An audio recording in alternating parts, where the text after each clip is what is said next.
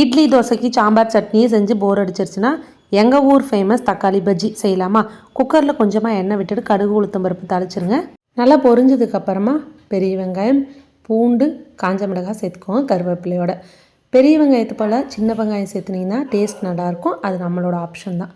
நல்லா வணக்கி விடுங்க. இதெல்லாம் வணங்கினதுக்கப்புறம் உங்களுக்கு விருப்பம் இருந்தால் 1 ஸ்பூன் தனி மிளகாய் தூள் தக்காளியோடு சேர்த்துக்கோங்க. இப்போ தேவையான அளவு தக்காளி சேர்த்து உப்பு போட்டு நல்லா கலந்து விட்டுருங்க.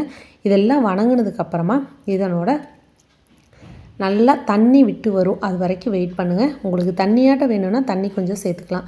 குக்கர் மூடி போட்டு ஒரு 3 விசில் விட்டு எடுத்திங்கன்னா அருமையான கோயம்புத்தூர் ஃபேமஸ் தக்காளி பஜ்ஜி ரெடி ஆகிடும்.